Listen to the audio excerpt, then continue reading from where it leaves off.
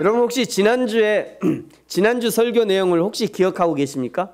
지난주에 이스라엘과 기브온이 상호 불가침 조약을 맺었는데 이게 정상적인 조약이었습니까? 속아서 맺은 조약이었습니까? 속아서였죠. 속아서 사신들의 모양을 꾸미고 와가지고 이렇게 속였잖아요. 근데 이 사람들이 어떻게 속였죠? 거지처럼 이렇게 헤어진 전대와 헤어지고 찢어진 거 막 이런 거, 찢어진 가죽 부대 이런 거 갖고 와가지고 자기가 거지처럼 멀리서 왔다고 이렇게 속인 거잖아요. 그래가지고 이제 계약을 맺은 거예요. 여러분, 우리도 눈으로 보는 것 때문에 얼마나 많이 속습니까? 눈으로 보여지는 것 때문에, 눈으로 보여지는 것, 또 귀로 들려지는 것, 이런 것 때문에, 말 때문에 얼마나 많이 속아요. 속아서 맺은 조약이었지만 그래도 조약은 조약이니까 더 이상 공격하지 못하고 이제 이스라엘 중에 살게 하면서 제단을 위해서 나무를 패고 또 물을 깃는 종으로 삼게 되었다고 지난주에 배웠습니다.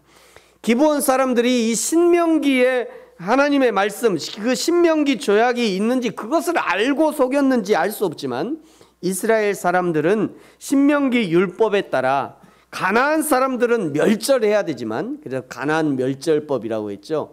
가나안 사람들은 멸절해야 되지만 그러나 먼 곳에 있는 이방인들은 그들의 반응에 따라 살려주기도 하고 자비를 베풀기도 하고 또 영 말 안 들으면 이제 죽이기도 하고 라고 하는 그런 약속이 있었다. 그래서 이 신명기의 말씀대로 자기들이 멀리 왔다고 하니까 살려줬던 겁니다.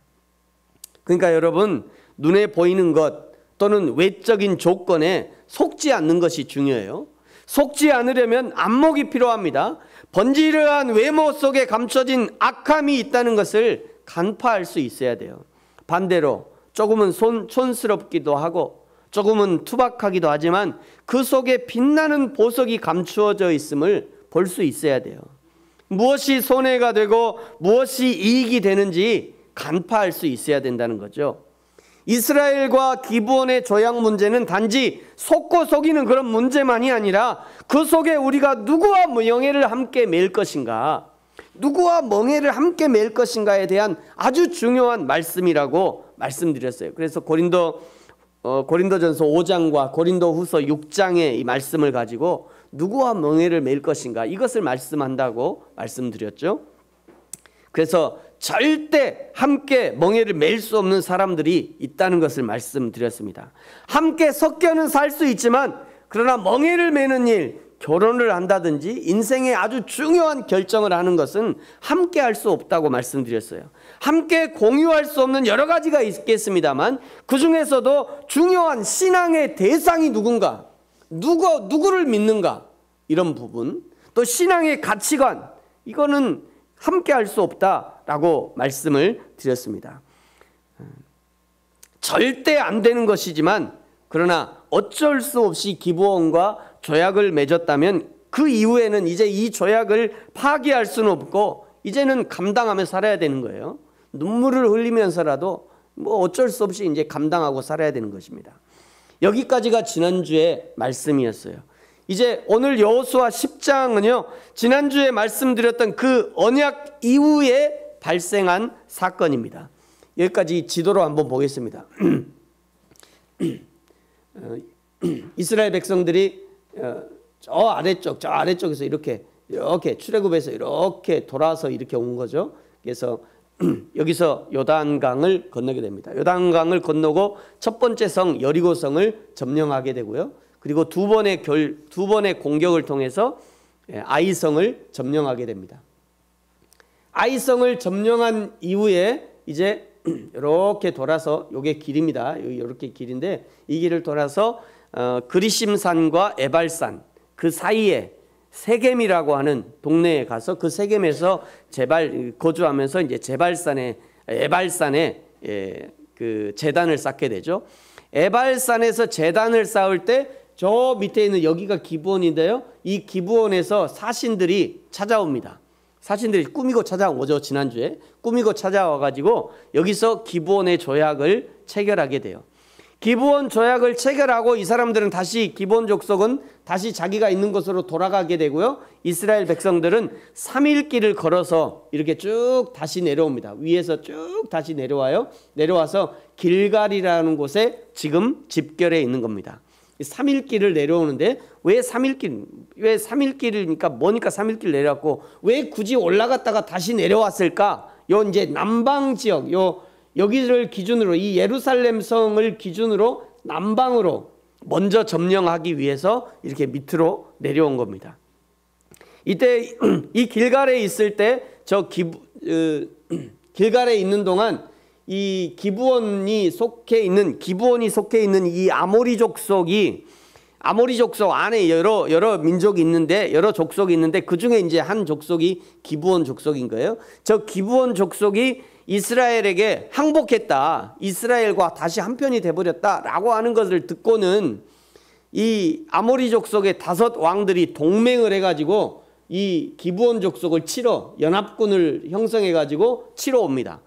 치러 올 때 기브온 족속이 다시 이제 여호수아에게 전가를 넣어서 우리가 지금 이런 상황이니까 우리가 공격을 당하고 있으니까 빨리 우리를 좀 도와달라. 너 우리랑 연합 조약을 맺지 않았냐? 그래서 우리를 좀 도와달라 해서 저 길갈에서 다시 이제 여호수아의 군대들이 기브온으로 전쟁을 하러 이제 이렇게 오는 것이고요. 그 전쟁에 참전하게 되는 것이고, 그리고 이 전쟁에서 이겨서 이 연합군들이 쫓겨가는 벳호른으로 도망가는 이야기. 여기까지가 오늘 이제 우리가 볼 이 이야기입니다. 오늘 1절에 보니까요. 지난주에 이스라엘과 기브온이 화친의 조약을 맺었다라고 하는 이 소식, 기브온 족속이 이스라엘과 한편이 되었다고 하는 이 이야기를 예루살렘 왕 아도니세덱이 듣게 됩니다. 그러니까 아모리 족속에 속한 예루살렘 왕인 거죠. 아모리 족속의 예루살렘 왕이 듣게 돼요. 이 소문을 듣고 2절에 보니까 예루살렘 왕이 크게 두려워했대요. 왜 두려워했냐면 이 기브온은 왕도와 같다. 기브온이 꼭 수도와 같다. 이런 큰 성이었어요. 기브온도 큰 성이었을 뿐만 아니라 아이성에 비해서 비교할 정도가 아니라 훨씬 큰 성이었고, 그리고 그 기브온 사람들도 강한 사람들이었대요. 그러니 이렇게 큰 성, 그리고 이렇게 강한 사람들이 예루살렘과 이제 이스라엘 백성과 한편이 됐으니까 이게 큰일 난 겁니다. 그러면서 예루살렘 왕 아도니세덱이 이제 저 기브온을 치기 위해서 우리가 선제 공격을 해야 되겠다라고 생각하고는 3절에 보니까 이 아모리 족속에 속한 5 족속의 이 연합군을 형성하기 시작해요. 연합군을 형성해서 이 기브온을 이제 공격하기 시작합니다. 아무리 기브온이 군사가 강하다 해도 5대1로 싸우면 이게 쉽지 않은 거죠, 싸우기가. 그래서 기브온 사람들이 이제 여호수아에게 도움을 요청합니다. 길갈에 지금 진영을 치고 있는 이 여호수아에게 사람을 보내서 우리를 좀 도와달라 도움을 요청하는 거예요. 자, 여러분, 이제 이 정도 되면 여호수아와 이스라엘은 고민에 빠질 수밖에 없습니다. 왜냐하면 기브온과 화친 조약, 이거 맺고 싶어서 맺었어요? 속아서 맺었어요? 속아서 맺었잖아요. 속아서 맺은 거예요. 그들이 우리를 속인 거잖아요. 이 기브온 족속이 우리를 속였어요. 그렇지 않아도 이제 지금 속아가지고 이 계약 한번 잘못해가지고 지금 잘못했는데 그렇지 않아도 떨떠름만 하던 차에 이번에 확실하게 조약 파기하고 이번에 그냥 뒤로 물러가 있다가 나중에 기브온이 확실히 먹히고 나면 그때 우리가 공격하자, 이렇게 생각을 할 수도 있었을 것 같아요. 왜요? 잘못 맺은 조약이잖아요. 더더군다나 잘못 맺은 조약이 공격을 당하고 있어. 잘됐다, 이번에 그냥 잘됐다, 좀 기다리고 있다가 좀 이번에 뒤로 물렀다가 쟤네들 완전히 끝나고 나면 그때 우리가 가서 먹자, 이럴 수 있을 것 같아요. 그런데 여호수아는요 전혀 머뭇거리지 않습니다. 이 기브온의 이 도움 요청에 전혀 머뭇거리지 않아요? 우리 7절하고 8절을 같이 한번 읽겠습니다. 7절 8절 시작. 여호수아가 모든 군사와 용사와 더불어 길갈에서 올라가니라. 그때에 여호수아께서 여호수아에게 이르시되 그들을 두려워하지 말라. 내가 그들을 내 손에 넘겨주었으니 그들 중에서 한 사람도 너를 당할 자 없으리라 하신지라. 아멘. 여호수아가 모든 군사를 동원해서 바로 올라간 거예요. 길갈에서부터 기브온까지. 그리고 하나님도 내가 그들을 너에게 줬다. 힘을 내라. 이러면서 또 용기를 북돋아줘요. 여기 여호수아의 이 행동, 그리고 하나님의 격려의 말씀을 이해하기 위해서는요, 여호수아 1장의 말씀을 다시 한번 우리가 되짚어 봐야 합니다. 여호수아 1장 3절부터 6절까지 이렇게 말씀을, 여러분 앞에 보십시오. 내가 모세에게 말한 바와 같이 너희 발바닥으로 밟는 것을 모두 내가 누구에게 준대요? 여기 너희는 누구죠? 이스라엘 너희들에게 내가 너희 다 주겠다. 너희 발바닥으로 밟는 모든 곳 가나안 땅을 내가 너희에게 주겠다. 이렇게 말씀하는 거예요. 4절 곧 광야와 이 레바논에서부터 큰 강 유브라데까지 해쪽 속의 온 땅과 또 해지는 쪽 대해까지 지중해까지. 여기 그 다음에 너희의 영토가 되겠다. 여기 너희는 누굴까요? 이스라엘의 영토가 되는 이스라엘. 그러니까 이스라엘에게 이 땅을 다 주겠다라고 말씀하는 거예요. 5절 내 평생에 너를 능히 대적할 자가 없으리니 내가 모세와 함께 있던 것 같이 너와 함께 있을 것임이라. 내가 너를 떠나지 아니하며 버리지 아니하리니 강하고 담대하라. 너는 내가 그들의 조상에게 맹세하여 그들에게 주기로 한 땅 이 백성에게 이 한 땅을 이 백성에게 차지하게 하리라. 여기 그들에게 주기로 한 땅, 이 가나안 땅을 얘기하는 겁니다. 가나안 땅을 이미 내가 너희에게 다 주기로 했다, 이 얘기하는 거예요. 여러분, 가나안 땅은 반드시 하나님이 이스라엘에게 주시는 땅입니다. 이 땅은 순종함으로 차지하는 땅이에요. 그냥 들어가기만 하면 되는 거예요. 그래서 지금 요단강을 건너고 여리고를 점령하고 아이성을 점령해서 지금 한 걸음씩 전진해 나가고 있는 거예요. 그러다가 기브온을 만난 거예요. 그러다가 기브온과 원치 않는 조약을 맺게 된 거예요. 이제 이 조약에 발목이 잡혀서 전쟁에 뛰어들게 됐어요. 여러분, 우리도 이런 일들 많지 않습니까? 내 인생에 이런 일이 있을 것이라고는 단 한 번도 상상해보지 못했던 그런 일들이 날마다 벌어지지 않습니까? 내가 이런 고생할 줄은 상상도 못했는데 말이죠. 내가 이런 사기를 당할 줄은 상상도 못했는데, 아니 내가 이렇게 무시를 당할 줄이야. 그냥 얼마나 기분이 상하는지. 내가 하는 모든 일이, 내가 하는 일이 이렇게 안 될 줄은 상상도 못했는데, 그런데 눈 떠보니 이게 현실인 거예요. 여러분, 이런 때가 얼마나 많지 않습니까? 내가 이러려고 대통령을 했나? 자괴감이 들 정도로 말이죠. 내가 이러려고 결혼했나? 내가 이러려고 사업을 시작했나? 내가 이러려고 이 회사에 들어왔나? 자괴감이 들 정도로, 내가 왜 이런 일이 나에게 벌어지는 거야? 차라리 눈을 감아버리면 좋을 것 같은, 지금 이스라엘의 입장이 이렇다는 거예요. 전쟁은 이미 시작되었고 기브온과의 조약으로 전쟁에 참전할 수밖에 없는 그런 상황이 되어버린 거예요. 여러분, 하나만한 질문 한번 해보겠습니다.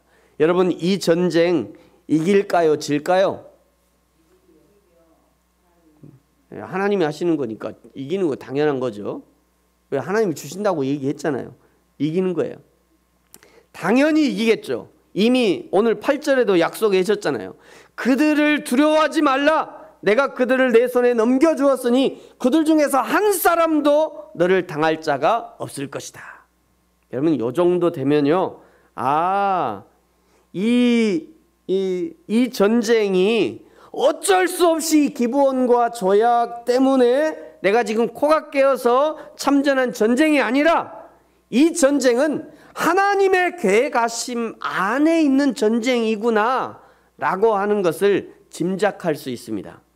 여러분, 생각해 보세요. 만약 이런 일이 아니었으면, 이 기브온과의 속아서 맺은 조약이 아니었으면 기브온과의 그런 조약이 아니었다면 저 5나라 연합군이 기브온과 전쟁을 벌이겠습니까?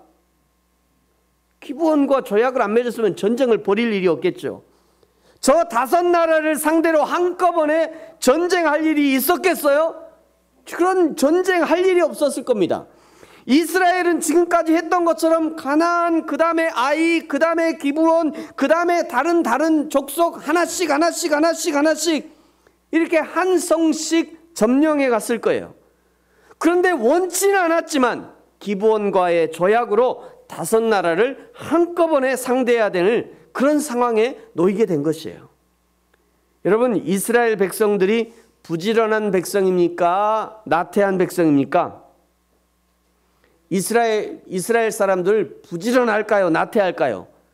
말할 것도 없이 나태한 족속이에요. 왜요? 430년 동안 이스라엘의 종이었잖아요. 여러분, 종이 부지런해요? 나태해요? 나태하죠. 종들은요, 주인이 하라는 것만 해요. 주인이 말 없으면 그냥 놀아요. 여러분, 종들 중에 지가 알아서 바꾸는 종 봤어요? 없어요, 그런 종들. 그러니까 종인 거예요. 그러니까 종들은요, 주인이 시키지 않으면 일 안 해요. 주인이 하라 해야, 궁둥이를 걷어차야 가서 일하고, 그게 종된 습관이잖아요. 그래서 우리가 가끔 뉴스 듣잖아요. 일제시대의 잔재가 남아가지고 아직도 식민지 의식이 남아가지고 맨날 그런 뉴스에 가끔 그런 뉴스 나오잖아요. 그게 왜 그러냐면 종된 습관이 그렇다는 거예요. 종된 습관이.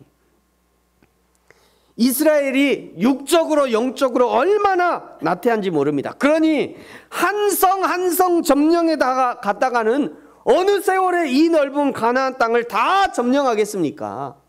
그래서 하나님이 지금 5성읍을 한꺼번에 붙이신 거예요. 하나님이 5성읍을 한꺼번에.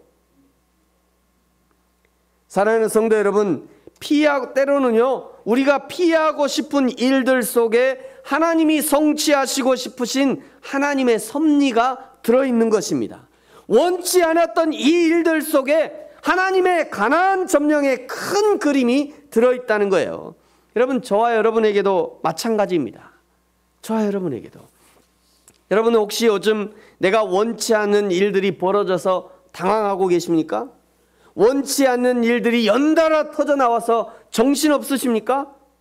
잠잠히 심호흡하시고요, 그 벌어진 일들을 가만히 주목해 보십시오. 그 속에 그 일이 아니면 이루어내기 어려웠던 하나님의 뜻이 숨어 있을 수 있습니다. 작은 교회를, 저희 교회처럼 이렇게 작은 교회를 섬기다 보면요, 여러분이 겪지 않아도 될 일들이 수없이 많아요. 큰 교회를 선택해서 섬겼다면 지금쯤은 대접받고 저 뒷방에 물러 앉아서 그냥 편안히 있다가 해도 누가 뭐라 할 사람 한 사람도 없을 건데, 몇 명 안 되는 작은 교회를 섬기니까 한 사람 예배 안 나가면 횡하니 비어 보이고요. 네? 그럴 수밖에 없는 거예요. 지난번에 저희가 이제 일본에 이렇게 헌금을 보냈습니다만, 그 선교사님이 지난주에 오셔가지고 감사의 인사를 전했고요, 뭐 선물을 하나씩 다 가져오셨어요. 다들 가져가세요. 핸드폰 뒤에 붙이는 뭐 이게 조그만 거 하나 가져오셨는데, 성도님들 드리고 싶다고. 그래서 하나님 지난 월요일에 왔다 가셨어요. 가만히 생각해 봤어요.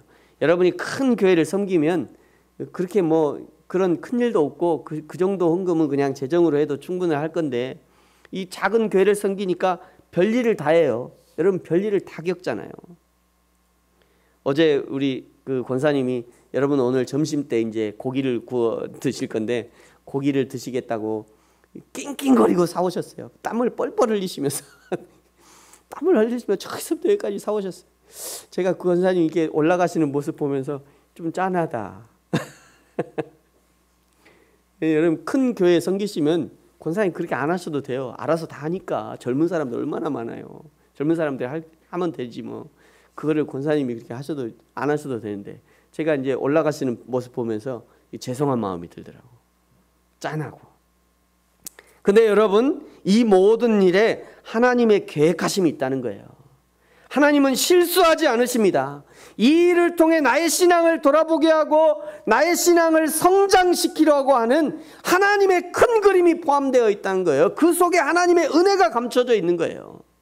여러분, 그러므로 여러분에게 주어진 모든 기회에 최선을 다하시기 바랍니다. 내가 아니면 할 사람이 없음에 감사하세요. 예?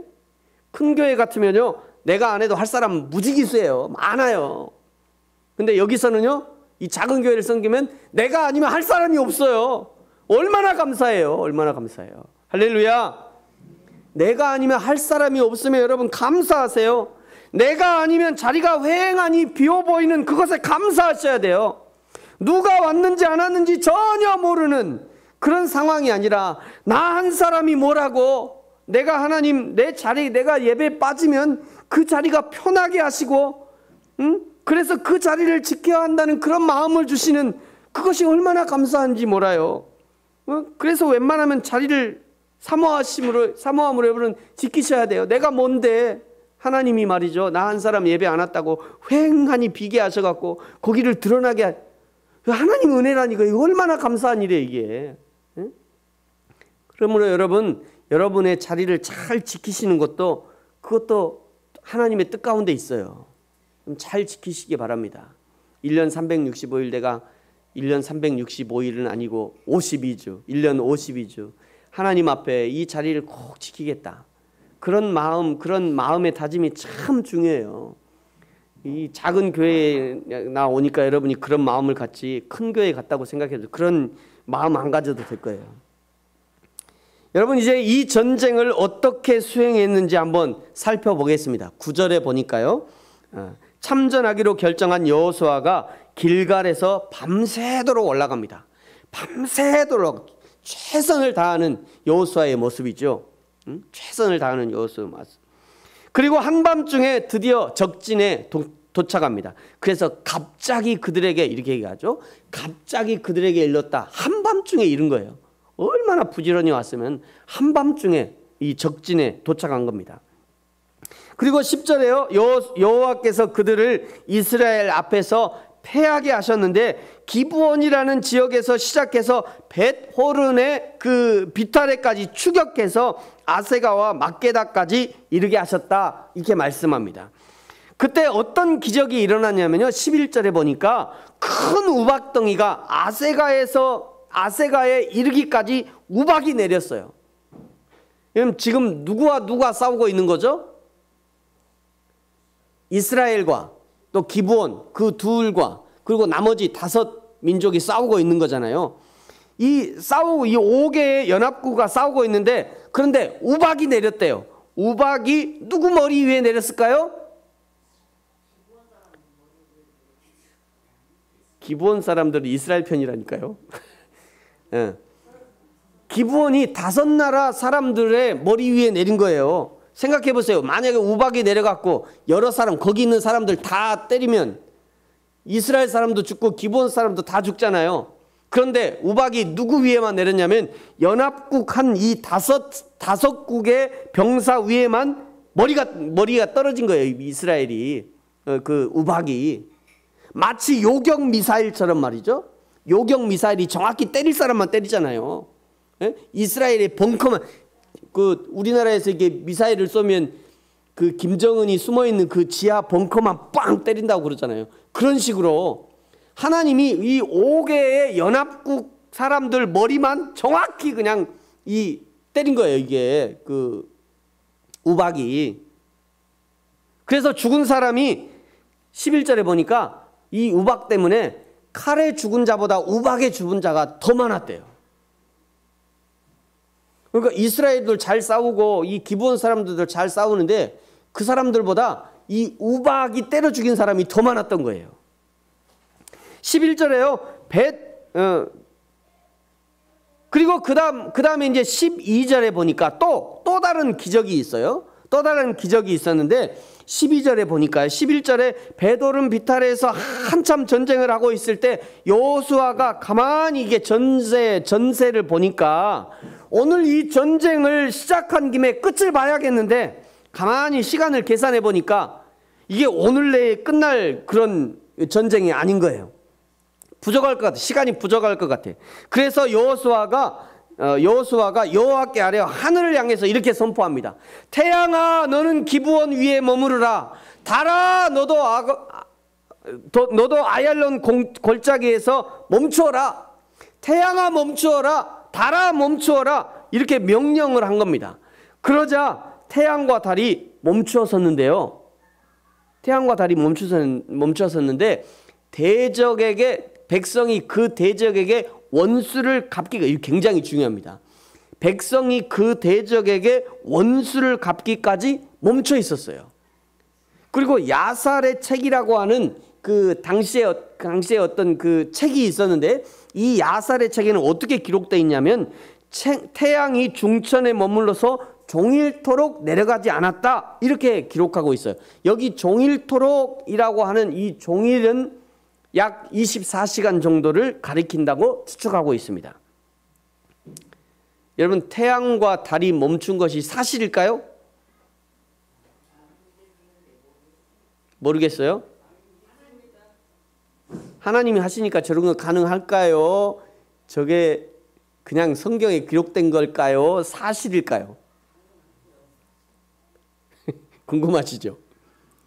그럼 성경에 있는 게 다, 성경에는 가끔 이게 이상한 엉뚱한 게 있는데 사실일까 아닐까 궁금하잖아요. 그럼 나사에 해럴드 힐이라는 박사가 있어요. 이 박사가 우주선을 쏘고 우주선이 이게 궤도를 막 이게 우주선 궤도를 계산하는 그런 박사예요.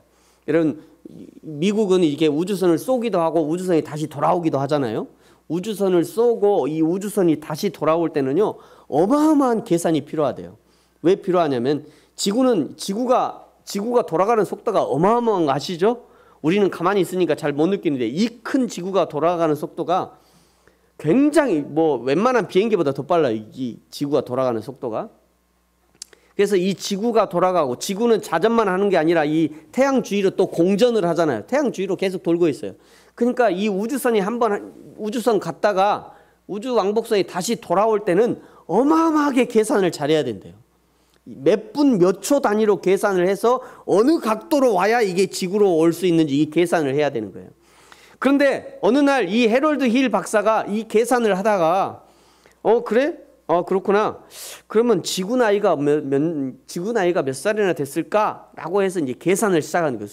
슈퍼 컴퓨터로 계산을 하다가 이게 계산을 할 만하면 이제 거의 다 되려고 하면 컴퓨터가 멈추는 거예요.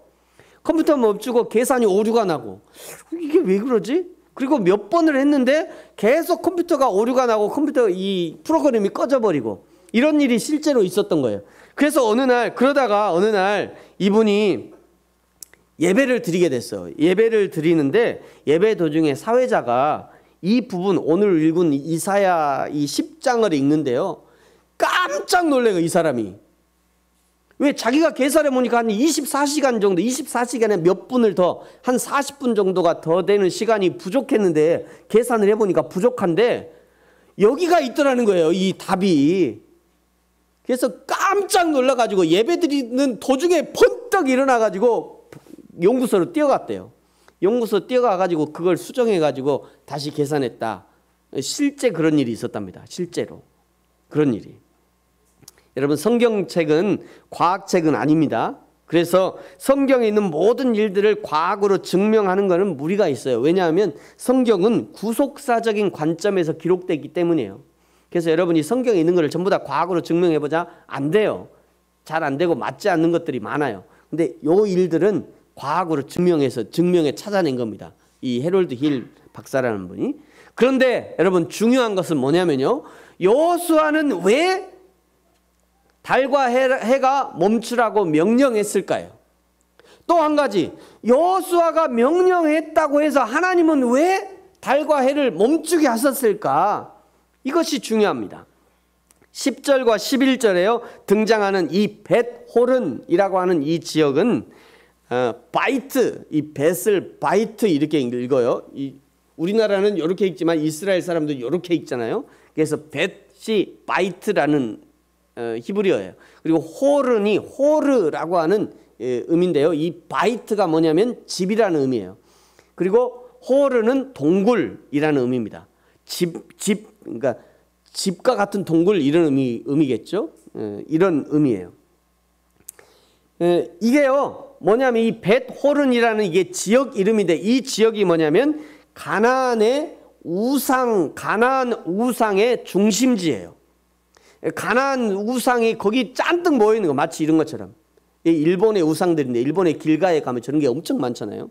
일본의 산에 가면 내내 막 어마어마하게 있어요. 이런 것처럼 이 벳호른이라는 지역에 가나안의 우상들이 집중돼서 거기 있는 거예요. 그러니까 우상을 섬기는 집들이 저 벳호른의 산비탈에 가득했던 거예요. 그래서 사람들이 저 산비탈에 있는 우상들이 자기들을 도와줄 줄 알고, 자기들의 도움이 되는 줄 알고 그 산을 향해서 도망갔던 겁니다. 이 5개국의 연합군들이 도망간 곳이 바로 저기예요. 왜 저리 도망갔어요? 우상들이 자기를 이렇게 지켜줄 줄 알고. 그래서 여호수아는 태양과 달이 멈추라고 명령을 했던 것이고, 하나님도 태양과 달을 멈추게 하신 것이에요. 13절에요. 그 대적에게 원수를 갚기까지 하나님의 권능으로 멈추게 하신 거예요. 우리가 잘 아는 시편 9절 중에 이런 구절 있죠. 시편 121편 1절에 내가 산을 향하여 눈을 들리라, 나의 도움이 어디서 올까? 이전에 제가 잘 모를 때는 저 산이 뭐냐? 예루살렘 산이다. 저 산이 뭐냐?